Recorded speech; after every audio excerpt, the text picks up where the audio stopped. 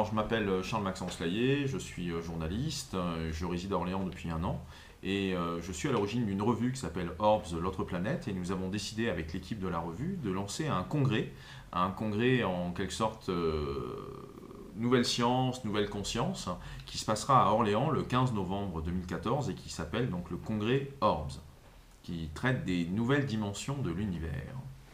Alors ce congrès, donc il va durer sur toute une journée. Il y a 7 scientifiques qui vont venir de différentes disciplines. Et l'idée avec ce congrès, c'est de proposer en quelque sorte un tour d'horizon sur les nouvelles dimensions du monde, c'est-à-dire sur des dimensions invisibles qui commencent à être explorées, abordées, comprises par des scientifiques et qui vont venir nous le raconter. L'idée, c'est pas en quelque sorte de faire un congrès scientifique dur, c'est plutôt de rendre accessible, de faire comprendre à chacun d'entre nous en quoi ces nouvelles dimensions qui sont explorées par la science fondamentale viennent enrichir et viennent épanouir notre vie au quotidien. C'est vraiment un tour d'horizon qui est dédié, qui est à la portée de tous, qui est vraiment rendu à la portée de tous, de façon à susciter de l'épanouissement ou de l'émerveillement. Il se trouve que ces scientifiques-là, je vais les connaître en tant que journaliste ou je les ai déjà entendus faire des exposés. Et donc, en fait, l'idée, c'était donc de faire un tour d'horizon sur ce sujet. Donc, on a un scientifique qui vient nous parler de la géométrie, d'une approche de la géométrie qui permet de voir les choses un peu différemment. On va avoir quelqu'un qui vient de Russie, qui va nous parler des pouvoirs de la conscience, ou en tout cas, comment les physiciens étudient la conscience en Russie et qu'est-ce que ça ouvre par rapport à des capacités extraordinaires qu'on peut avoir au niveau du cerveau. Il y a aussi un chercheur du CNRS qui est ingénieur de recherche hors classe, qui a déjà été récompensé pour de nombreux travaux, qui va nous parler de comment le temps est vu de façon différente aujourd'hui au sein des laboratoires. Donc il va nous parler du temps et des conséquences très concrètes que ça a pour nous, éventuellement pour pouvoir créer nous-mêmes le futur que l'on désire. Il y a aussi un géophysicien qui va nous parler de ce qui se passe dans les cavernes, les grottes, les souterrains, les maisons troglodytes.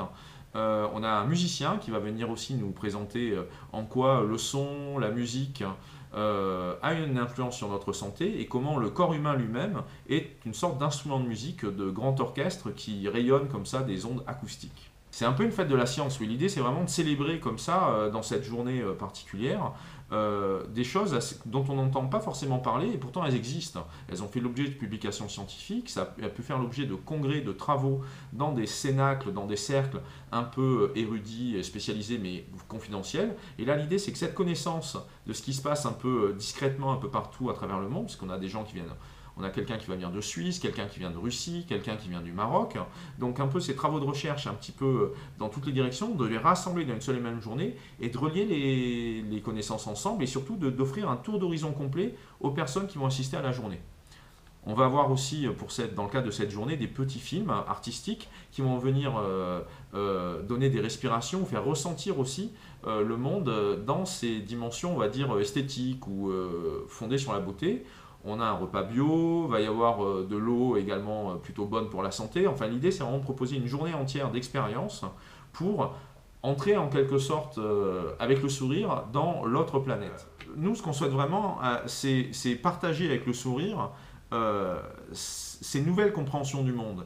Et de fait, en partageant ça avec un public curieux, qui n'est pas forcément scientifique, mais qui en tout cas s'intéresse à ces aspects-là, à ces dimensions invisibles, et surtout vraiment aux nouvelles dimensions qui viennent enrichir notre compréhension du monde, c'est comprendre en quoi ça modifie des choses effectivement dans ce que l'on peut vivre au quotidien et comment en fait on peut en bénéficier et en faire bénéficier les personnes autour de soi. Voilà, c'est plus cette démarche-là qui est vraiment de faire le lien et d'aider les personnes à intégrer, à s'approprier des savoirs qui jusqu'ici étaient réservés depuis 15, 20 ans, 5 ans, qui sont réservés à une certaine élite scientifique.